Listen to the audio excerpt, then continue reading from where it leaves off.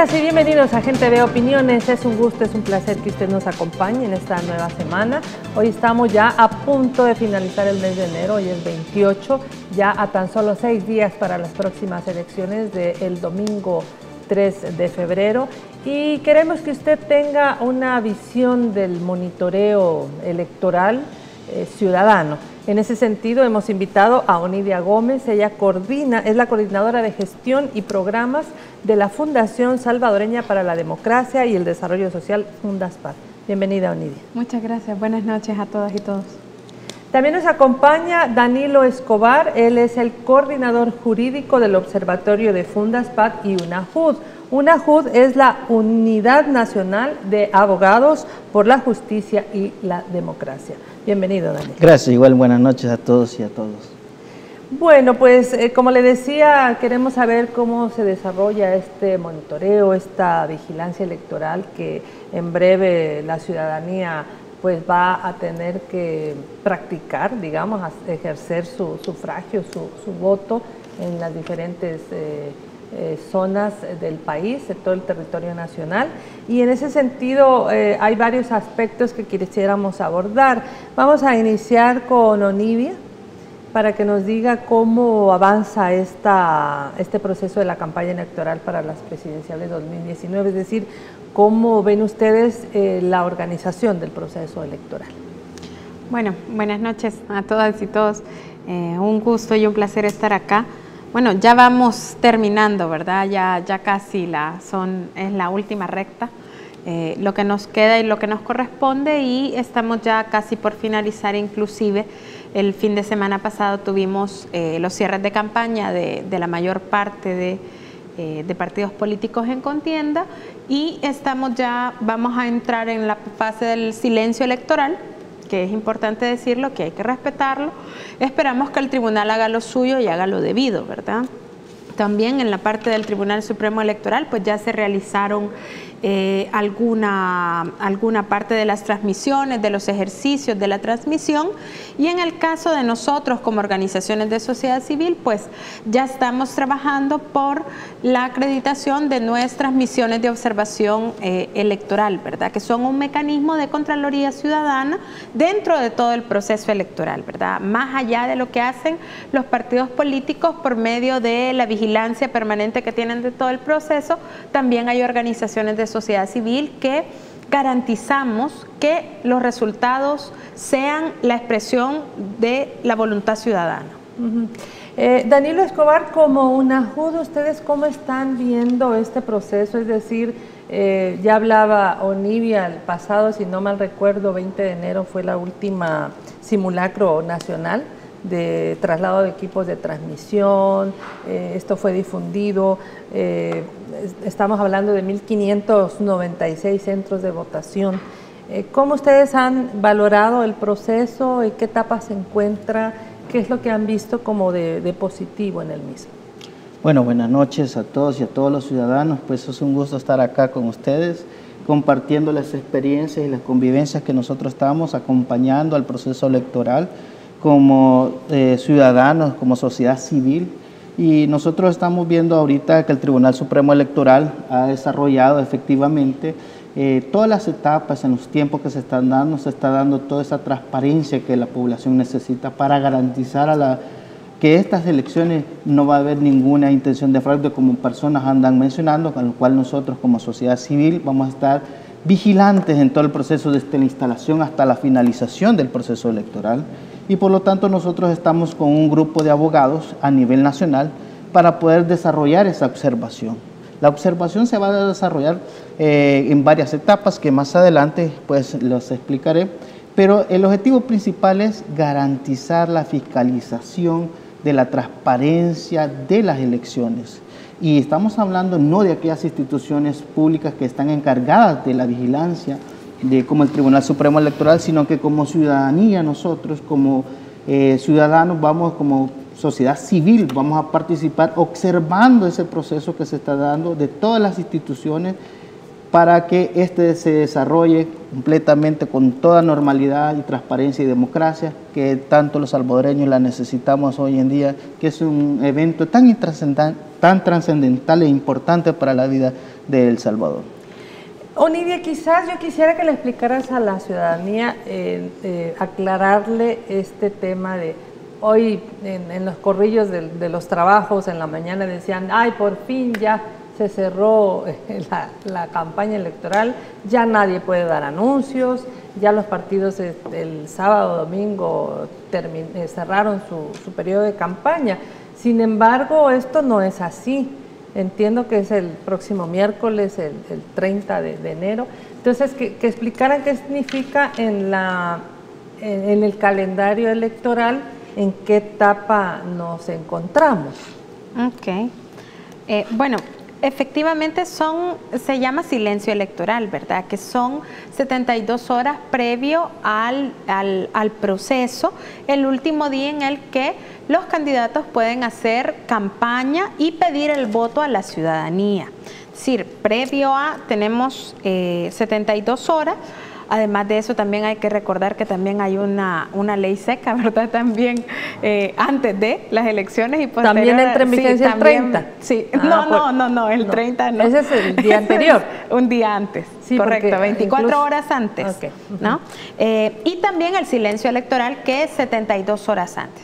Se supone que en este periodo de silencio electoral, los candidatos ya no deben de pedir el voto, ¿verdad? Y que ya no debe de estarse haciendo proselitismo ni llamados a votación por parte de los candidatos. Ese es el periodo al que entramos, que nosotros esperamos que el Tribunal Supremo Electoral haga justamente cumplir su papel y exija y demande que efectivamente esto se respete, ¿verdad? Sobre todo aquí hay que hacer un llamado también a los candidatos, porque desde redes sociales, por ejemplo, que es un espacio que no suele estar legislado y regulado por ser algo novedoso, y nuestras leyes a veces todavía van como retrasadas en ese sentido, pues ahí corre de todo, ¿verdad? Desde antes que empezara la campaña ya había empezado la campaña en redes sociales, por ejemplo, y eso difícilmente, digamos, se regula y se legisla. Entonces también debe de haber una actitud desde los candidatos y los partidos políticos de respetar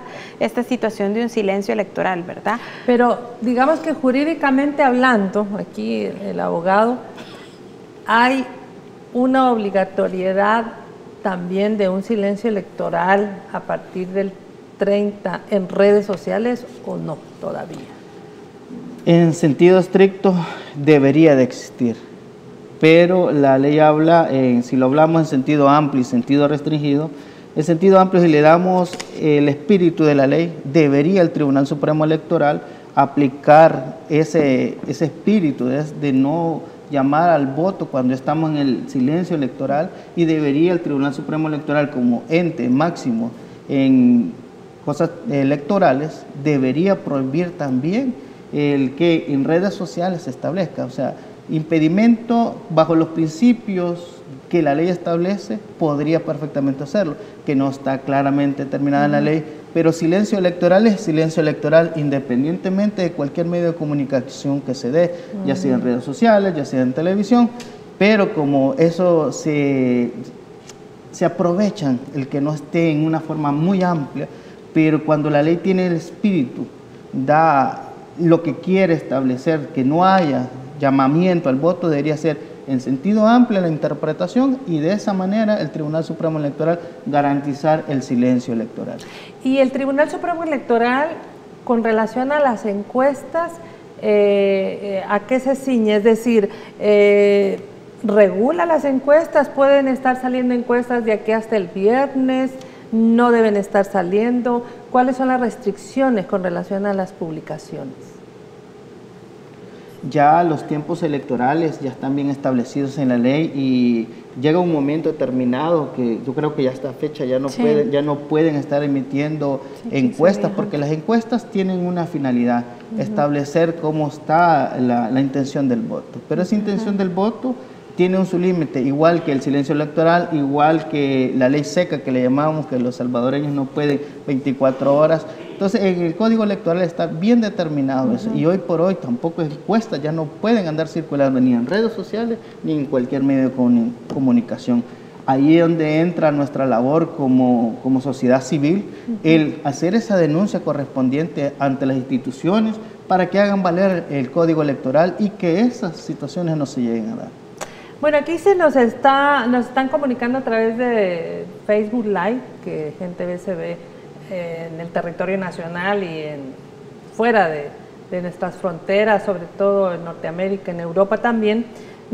Bueno, además de que les saludan, ¿verdad? Héctor Blanco, Manuel Reinaldo Villeda, León Valladares. Juan Palacios dice que, bueno, felicita el programa, siempre lo ven.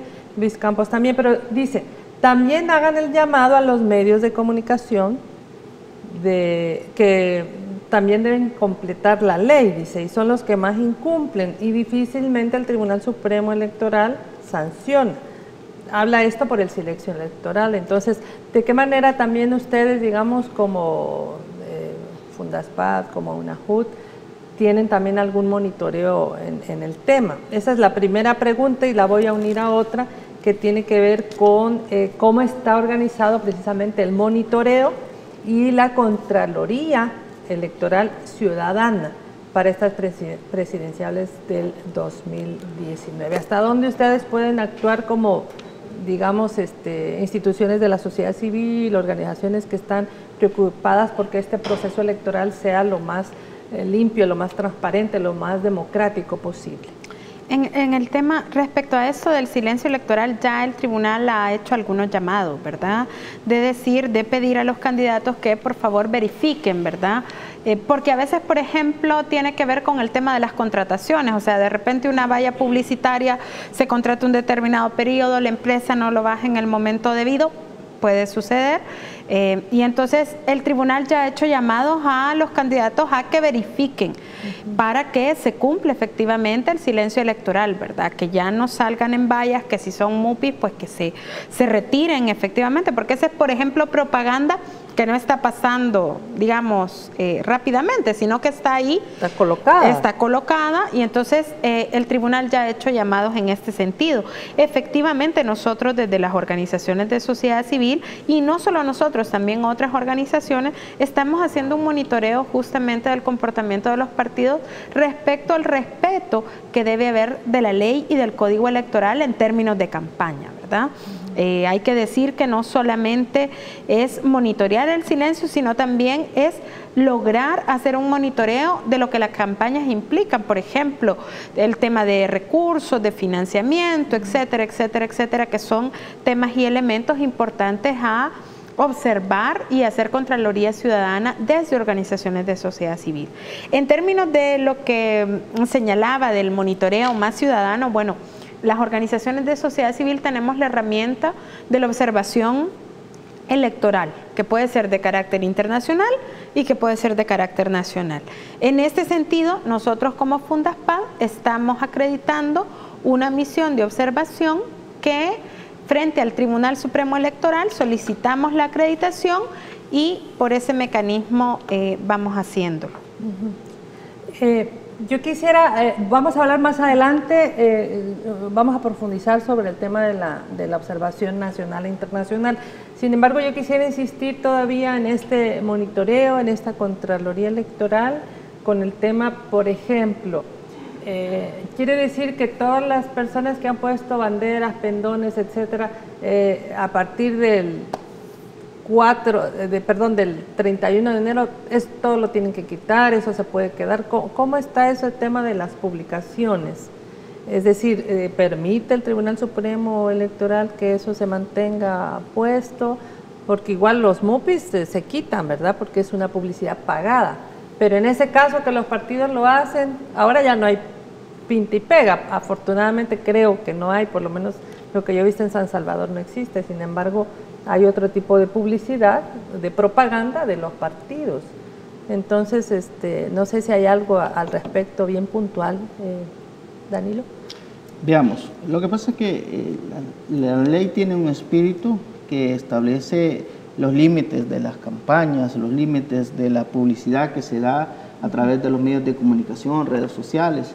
En ese sentido, la ley va más enfocada a todos esos medios de comunicación, a las redes sociales, que no deberían de existir, pero sucede algo bien. La última elección pasada, nosotros nos abocamos, hicimos las denuncias respectivas como parte de la observación, de que habían MUPIs, habían anuncios publicitarios todavía dentro del silencio electoral. Entonces nosotros lo que hicimos es documentar, gestionar ante las autoridades correspondientes que cesaran eso, y efectivamente lo logramos. Entonces, eso con respecto a los medios de comunicación. Con respecto a que si usted tiene una bandera, usted tiene en su casa, yo creería que ese es un derecho al ciudadano, que lo puede expresar perfectamente, pero no puede hacerlo a través de los medios de comunicación o de las redes sociales, el que esté llamando al voto o el que un partido político. Acordémonos de que quienes pueden hacer esos llamados son únicamente los partidos políticos, no así la ciudadanía. La ciudadanía tiene el derecho, la libertad que nos permite de poder expresar el sentimiento de qué partido o qué preferencia electoral es la que desea hacerlo. Está en todo su deber de tener su banderita, de tener un cartel. Pues eso yo creería que para juicio jurídico no sería ya una prohibición. Amén de las prohibiciones que establece que a 100 metros de los centros electorales, que no deben existir, que no deben estar infringiendo, llamando al voto, o que usted tenga una camisa donde dice vota por, eso no se puede. Como ciudadanía nosotros tenemos que tener claro que somos los primeros en llamados a respetar la ley, y en ese sentido, cuando usted le diga, mire, lleva una camisa, por ejemplo, vota por, téngalo por claro de que en el centro de votación no va a poder ingresar, porque ese es parte del cumplimiento de los derechos que tenemos y de cumplir la ley electoral, y que solicitamos a la ciudadanía, seamos nosotros los primeros llamados a cumplir la ley, y a los partidos políticos, a la fórmula presidencial, a efecto de que el desarrollo electoral, de la actividad electoral se dé con transparencia, normalidad, y que todo termine con la paz que todos queremos. Muy bien, hoy sí, con relación a la observación nacional e internacional, entendemos que es parte de un sistema de vigilancia que se utiliza más quizá para las presidenciales. Usted me va a corregir si solo es en el tema de las presidenciales o en otras elecciones. Hablar un poco de cuál es el papel de la observación nacional e internacional. Conocimos a través de los medios que había ya 80 observadores de la Unión Europea, si no mal recuerdo, sí, correcto. Y cómo el Tribunal Supremo Electoral se organiza para que haya esta observación y que haya también técnicos, digamos, de partidos políticos en contienda controlando esto. Se hablaba de más o menos 3.000 observadores que estarían viniendo al país de diferentes instancias, como la Unión Europea, como de la OEA, Organización de Estados Americanos. ¿Cómo está la situación de la observación? Bien, con el tema de la observación internacional y nacional, efectivamente este es un mecanismo que es viejísimo, ¿verdad? En casi todos los procesos en el país esto se ha venido instalando. Ya hay varios tipos de misiones de observación. Están las misiones de observación oficial, que son aquellas que son invitadas por el Estado. Por ejemplo, esta misión de observación de la Unión Europea es una invitación que se hace y ellos corresponden a esta invitación. Misiones de observación de la OEA también hemos tenido en el país, de otros estados, es decir, de parte del Tribunal Supremo Electoral también se puede invitar a otros miembros de tribunales supremos electorales de otros países. Y además, esa es una parte de la observación que es la oficial. También existe la observación internacional por parte de los partidos políticos, es decir, personas que los partidos políticos en contienda invitan para venir a observar el proceso. Y además de eso tenemos la tercera forma, que es la observación internacional que hacemos organizaciones de sociedad civil. Es decir, que con organizaciones con las que tenemos solidaridad de años, pues les invitamos a venir a nuestro proceso a poder observar. El proceso de observación es como la palabra lo dice, es observar las elecciones, el proceso electoral, que se puede hacer durante todo el proceso, ¿verdad? Incluso la Unión Europea En la elección anterior vino desde varios días antes de era la primera misión que vino, tuvieron un despliegue a nivel territorial, esta vez también lo han vuelto a repetir.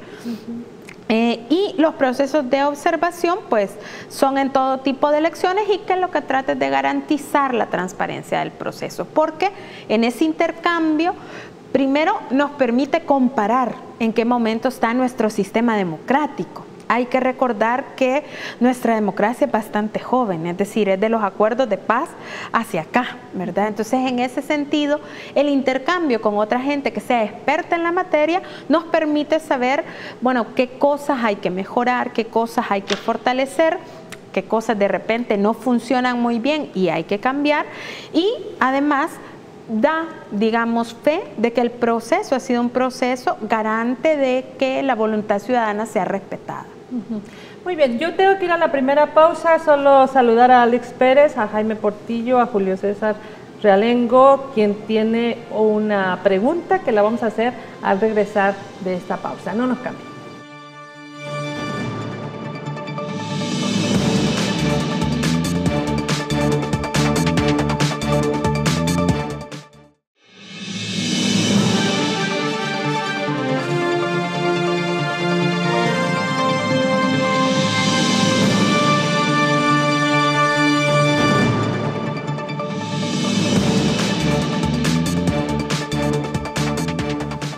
Conversamos sobre la importancia del monitoreo y de la observación electoral de las próximas presidenciales 2019. Está Onidia Gómez y Danilo Escobar aquí en el set y estábamos con una pregunta, una consulta de un ciudadano, Julio César Realengo, que dice: ¿qué pasa si un partido político viola el silencio electoral? ¿Qué tan rápido puede ser sancionado y de qué manera, Danilo?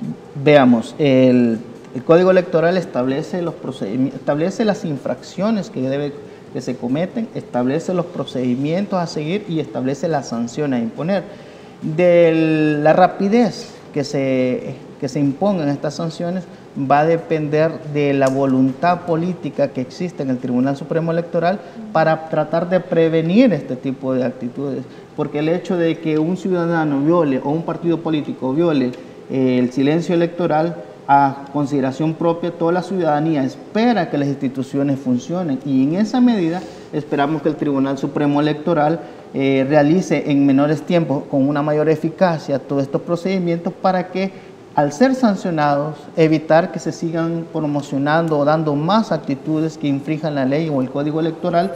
Y en ese sentido, pues nosotros invitamos o hacemos un llamado al Tribunal Supremo Electoral que todas aquellas violaciones a la ley pues las ejecuten. En las pasadas elecciones vimos varios procedimientos que se realizaron, pero no fueron muy eficaces a consideración propia, en virtud de que los procedimientos creo que se tardaron un poco. La gente espera que sean más expeditos los procedimientos y que eso no suceda, pues porque como ciudadanos no esperamos nosotros que se respete la ley. Porque Jaime Portillo también aquí nos dice, ¿verdad?, que no hicieron nada por la campaña adelantada de Arena, se está quejando en el sentido de que no hubo sanción. Veamos, la ley ya establece los mecanismos que se deben de hacer. En este sentido, si se dio una campaña adelantada, de oficio perfectamente puede el Tribunal Supremo Electoral y no necesita de una denuncia a través de las personas indicadas para poderlo hacer. Creería yo que hubo una pasividad. Esperaríamos que en este silencio electoral pues no ocurra eso y exhortamos a la institucionalidad del Tribunal Supremo Electoral para que estas situaciones no se den y la ciudadanía sienta tranquilidad de que no se está infringiendo la ley. Porque el hecho de que salga un spot o salga un anuncio y violentando la ley, decimos nosotros, ¿y qué pasa? Entonces esperamos que el Tribunal Supremo Electoral en ese tema sancionatorio pues tenga la coordinación necesaria y que sean trámites expeditos a efectos de que se puedan evitar en lo sucesivo nuevamente esas infracciones a la ley electoral. Algo ágil, ¿verdad?, para que la ciudadanía confíe. Onidia, los mecanismos que van a garantizar la transparencia de este proceso electoral, ¿cuáles serían? ¿Cómo se inserta ahí el monitoreo justamente del proceso electoral? Bueno, hay varias cosas que decir, ¿verdad? Nuestro sistema electoral tiene varios mecanismos para que se le puede hacer Contraloría. Una es toda la parte de la vigilancia de los partidos políticos a través de la Junta de Vigilancia Electoral, que ya ese mecanismo, digamos, garantiza que los partidos van conociendo, a medida va avanzando el calendario electoral, van conociendo todo el quehacer y los acuerdos que se van tomando por parte del organismo colegiado. El segundo elemento que hay que recordar es que las JRB hoy son conformadas por propuestas de partidos políticos, pero no son afiliados a los partidos políticos, y además se conforman también por ciudadanos que se hacen en un sorteo. Esto también debería de garantizarnos a nosotros que, digamos que el proceso es más transparente. Si bien ahí a veces nosotros tenemos la crítica de la poca formación que a veces hay de parte de la gente que conforma la JRB y que eso es visible sobre todo en los procesos de conteo, pero digamos es algo que se ha venido superando poco a poco. El otro elemento es que los partidos el día de tienen vigilantes en cada una de las JRBs, además que tienen jefes de centro, además que tienen, participa un GEM en cada uno de los centros electorales, y además las organizaciones de sociedad civil, una gran cantidad de ellas, acreditamos observadores internacionales y nacionales. ¿Eso qué nos da a las organizaciones? Si usted es acreditado, pues puede ser partícipe de todo el proceso, desde la instalación, es decir, porque se supone que estamos observando y que el proceso debe ser transparente. Desde la instalación podemos entrar a los centros durante y al cierre de los centros de votación también observar a las 5 de la mañana el proceso. Que empieza el proceso antes de abrir las a las 5 de la mañana, sí, más tempranito nos tenemos que presentar, pero de madrugada podemos ingresar, digamos, a los centros de votación a la hora que ingresa todas las gentes que van a instalar JRB y todo el personal, fiscalía, etcétera. Podemos circular además en los centros de votación para observar justamente de repente denuncias. Muchas veces se oye el día ya hemos oído casos, ¿verdad?, de que alguien anda más de un DUI, etcétera, ¿verdad? Ese tipo de cosas, poderlas observar y poderlas registrar. En la observación, lastimosamente, nosotros nos regimos por un reglamento y nuestro papel es ser respetuosos de ese reglamento que pide objetividad, imparcialidad de parte de los observadores. Y no podemos ser parte del proceso, ¿verdad? Ya para eso están los vigilantes de los partidos políticos, están los jefes de centro, está la JRB, digamos, todo lo demás. ¿Qué hacemos nosotros? Garantizar que las instituciones funcionen como deben. Es decir, que en una dificultad durante un proceso de conteo en una JRB, se solvente de manera pacífica, que se logren poner de acuerdo la JRB, que si Fiscalía interviene, pues sea de la manera correcta, ¿verdad? Cada quien tiene un papel, incluso Procuraduría de Derechos Humanos, Policía Nacional Civil, y nadie debe de excederse en su papel a jugar ese día. Muy bien. Danilo, ¿cuáles podrían ser como las peculiaridades que pudiéramos mencionar de este proceso? Hay mucho comentario con relación a, sabemos que son 4 partidos en contienda, sin embargo hay una coalición de partidos que está conformada a su vez, digamos van a ser 4 candidatos. 4 candidatos, perdón, y hay una coalición de 4 partidos políticos, son 4, ¿verdad? Sí, 4. Para la Alianza por un Nuevo País, para que vale un voto. Sin embargo, con esta modificación que se hace, hay gente que menciona, es que ahí puede haber en vez de contar un voto, que cuenten 3 o cuenten 4.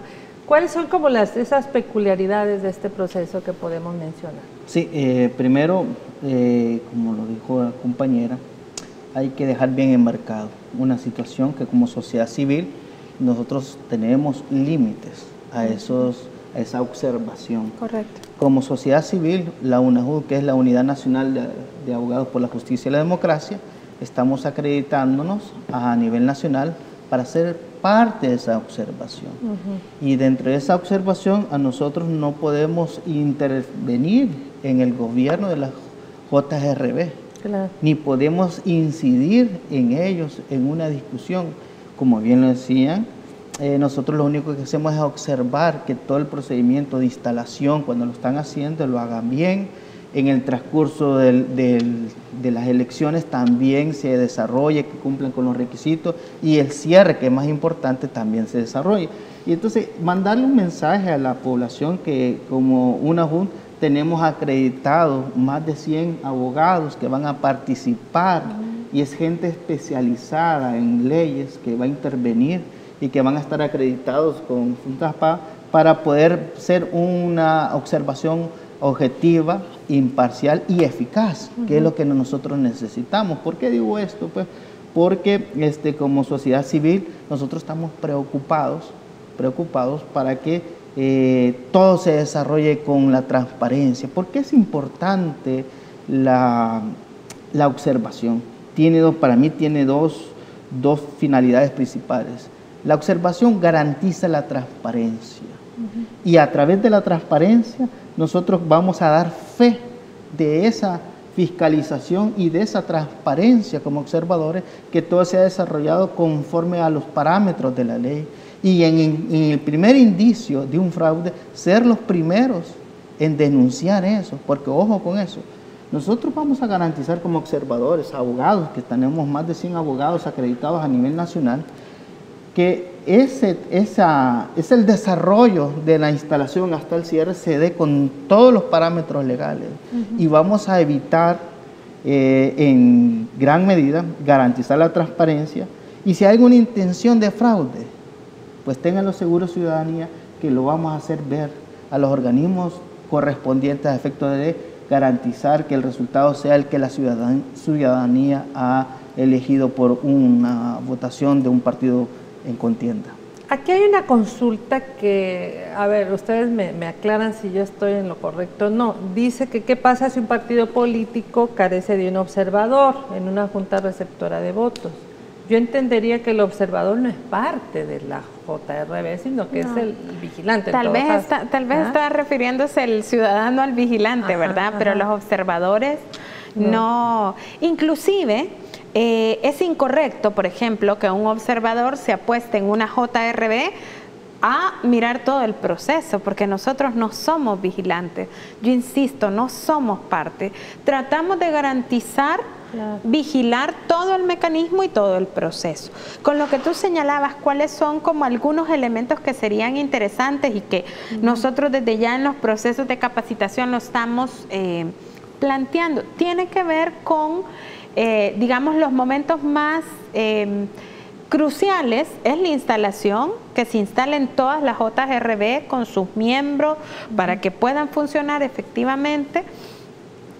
Y en el cierre, que es una de las partes más importantes, tiene que ver con el conocimiento que tengan los miembros de JRB sobre justamente esto que tú señalabas, porque eso tiene que ver con capacitación que el Tribunal Supremo Electoral debe haber dado de forma clara, precisa a los miembros de JRB, y que los partidos políticos también deben de tener digamos, estos procesos de capacitación para sus vigilantes, efectivamente, para saber cómo contar. La ley, hay que decirlo, porque esto creo que a veces como se trata de vender una imagen que no es, la ley permite efectivamente el tema de las coaliciones y que se vayan por banderas separadas, es decir, no ha habido una modificación a la ley que ahora se cumple, no, así es la ley, que los partidos son los que definen al final si van en coalición o si van, digamos, separadamente. Obviamente sus intereses tendrán para hacerlo de esta manera, por ejemplo. Es que eso es lo que no había habido. Van en coalición, ya se sabe que son 4 partidos, pero es la coalición. Y se juntan. Pero ahora están diciendo que es el partido tal, el partido tal, el partido tal, el partido tal y coalición. Eso no ocurría, ¿no? En el acta, lo que pasa es que en el acta, como van por banderas separadas en el acta, efectivamente a la hora de hacer el conteo de los votos dice partido 1, partido 2, partido 3, partido 4 y después coalición de estos 4 partidos, ¿verdad? Pero esa casilla está planteada para aquellos votos donde, por ejemplo, hayan 2 marcas en las banderas de la coalición.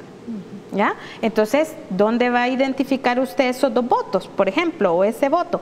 Bueno, ahí donde dice coalición, y ahí los identifica, porque la sumatoria de todos los votos que están presentes en el acta debe darle una cantidad.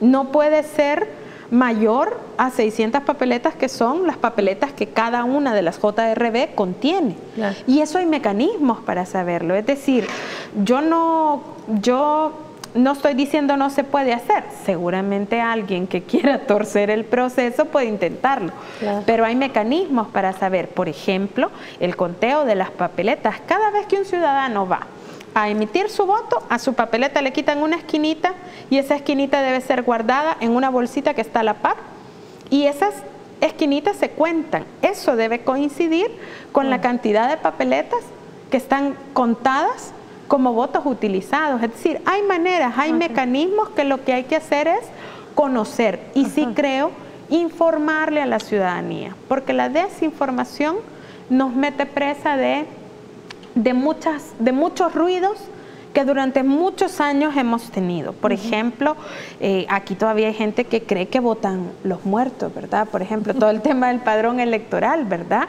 Y si bien es cierto, hay un problema con el registro, de que hay dificultades para sacar la gente que fallece, no es cierto que hay una gran cantidad de gente que se levantan de su tumba y van a votar, ¿verdad? Eso se ha ido mejorando. Yo señalaba en algún momento que nuestro sistema va naciendo y hay que mejorarlo. Muy bien. El tema de los requisitos. Aquí tengo 2 preguntas. Bueno, obviamente un DUI vencido no vota, ¿verdad? Pero a una persona, dice, se le rompió el DUI totalmente quebrado y lo pegó con un scotch, todo se lee normal, pero está roto. ¿A esa persona la van a dejar votar o no?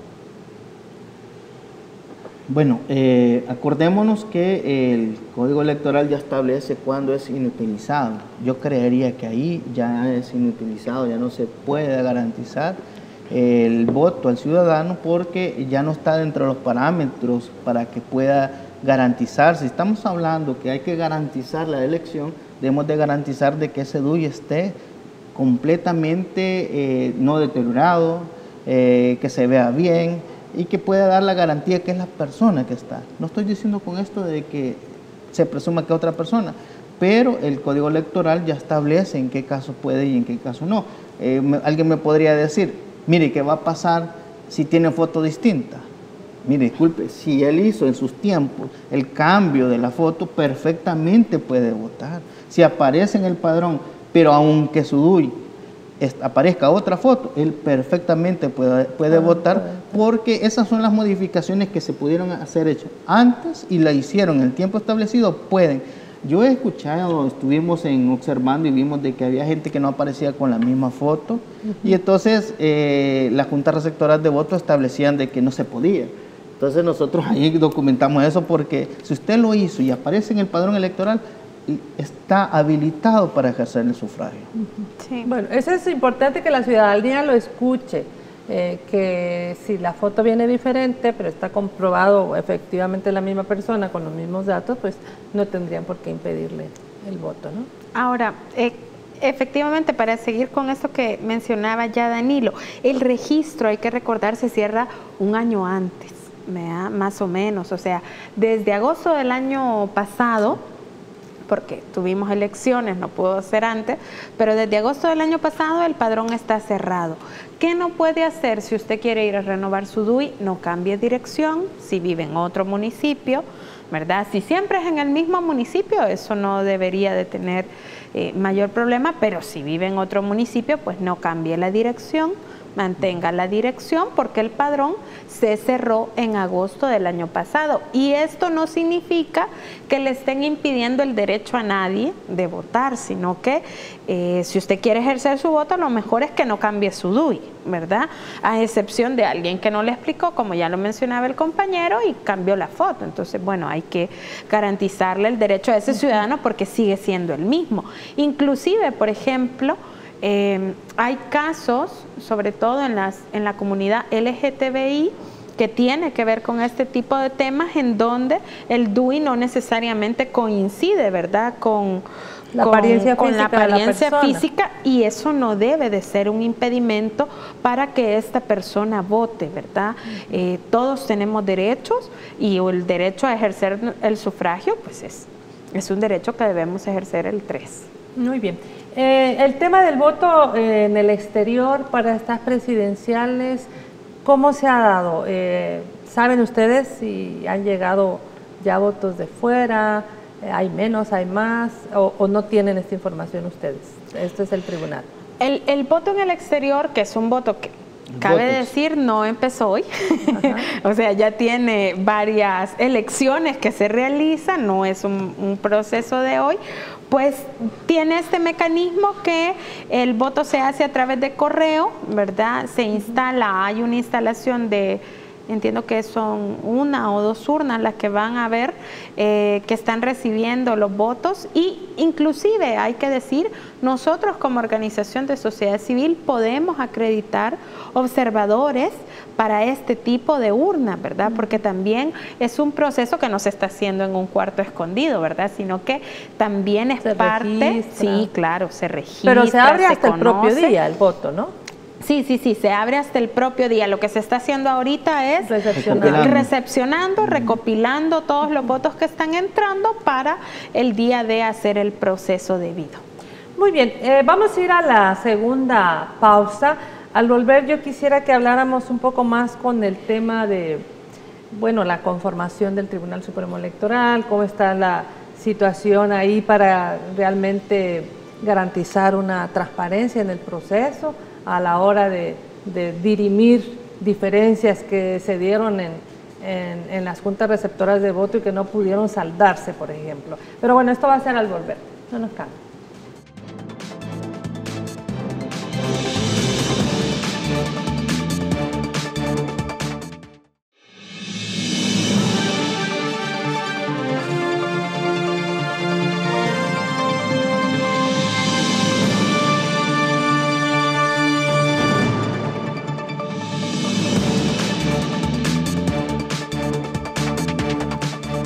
Bueno, hay consultas con relación a cómo garantizar la transparencia en los procesos electorales, la valoración relativa a cómo está conformado el Tribunal Supremo Electoral y las principales dificultades que se pueden enfrentar en el momento del proceso electoral, que tiene que ver con todo, logística, presupuestos, aspectos de conformación, etcétera. A ver, Danilo, empezamos con usted. Veamos, acuérdese que como nosotros como observadores, nosotros nos limitamos a ver las funciones y las facultades que tienen cada uno del Tribunal Supremo Electoral como miembros. La ley ya les establece en qué pueden actuar bajo el principio de legalidad.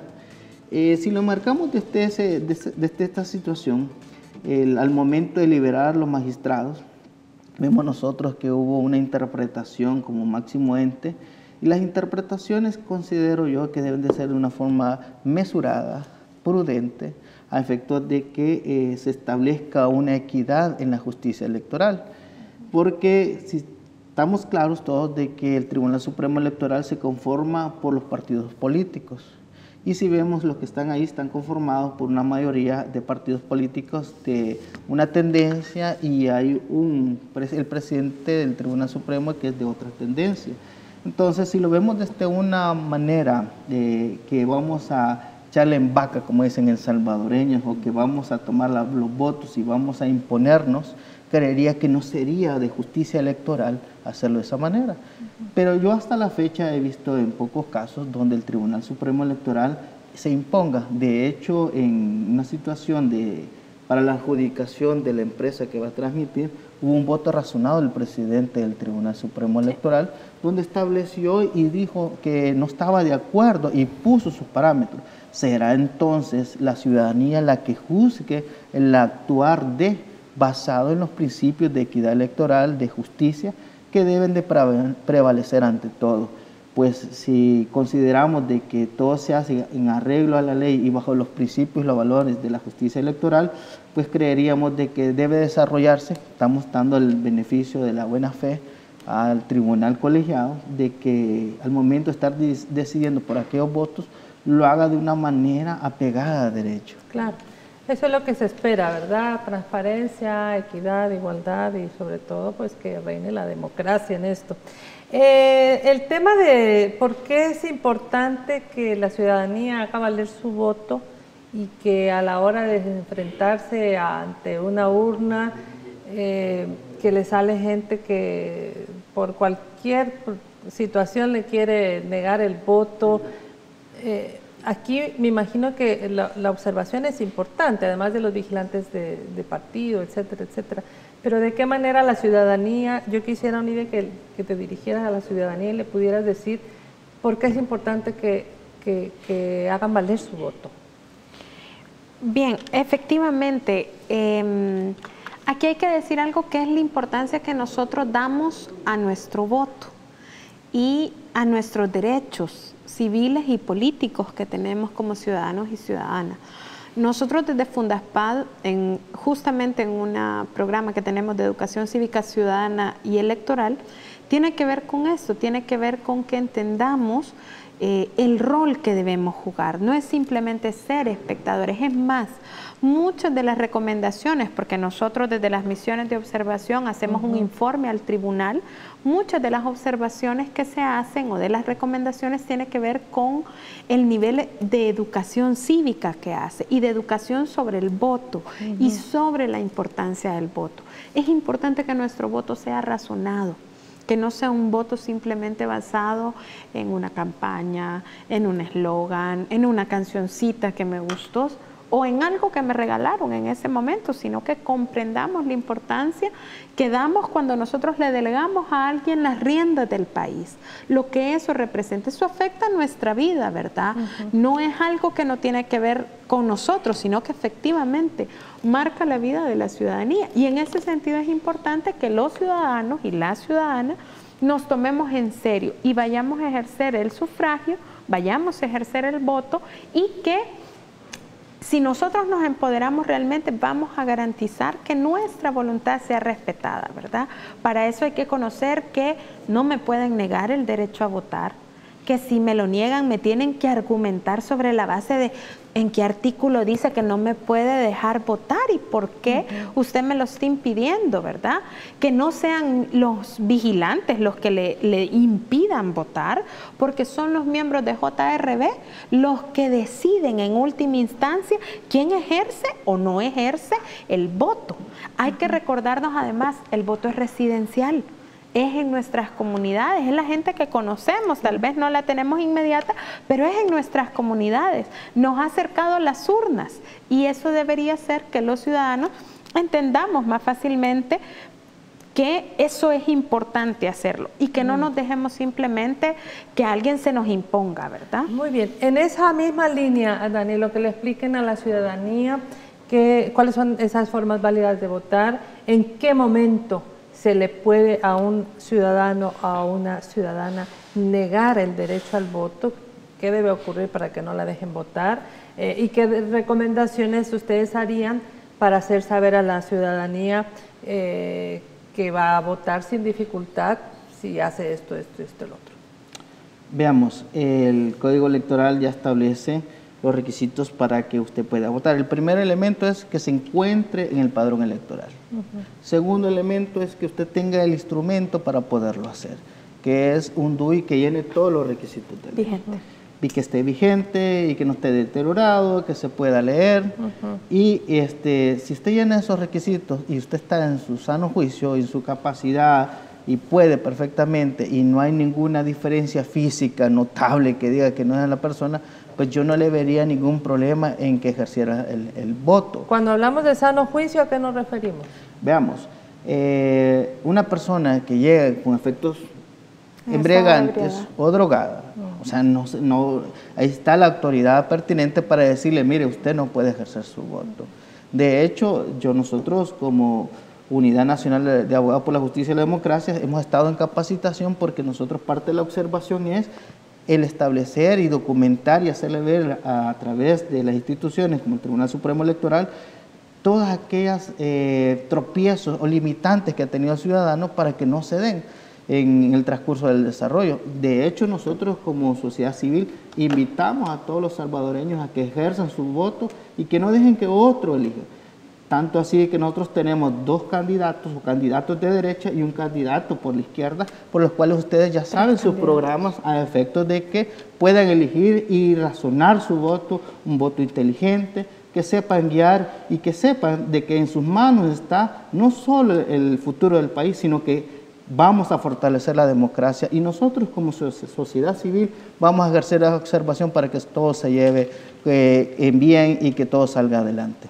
Onidia, el llamado a que participe toda la ciudadanía en el próximo proceso electoral, en los comicios del próximo domingo 3 de febrero. Pues bueno, a todas y todos que no nos quedemos en la casa, ¿verdad? Ya lo decíamos, hay que hacer un voto consciente, un voto razonado, ¿verdad? Hay que encontrar el porqué y no simplemente dejarnos llevar por la emoción, ¿verdad? Sino razonar el voto. Yo creo que eso es un elemento importante y saber que mientras más vamos a votar, más fortalecemos la democracia. La democracia no es algo que anda por ahí, es algo que construimos todos y todas. Una actitud democrática es aceptar que hay diferencias, una actitud democrática es respetar a mi vecino que tiene otra simpatía o a mi vecina que tiene otra simpatía y hacer de esto una fiesta cívica y una fiesta que puede ser y debe de ser pacífica, ¿verdad? En la que nosotros creemos que es importante que se consolide nuestro proceso democrático y que sepa y la población tenga la tranquilidad que vemos una gran cantidad, no solamente de sociedad civil nacional, sino también sociedad civil internacional, que estamos interesados en que se garantice y se respete la voluntad ciudadana en este 3 de febrero.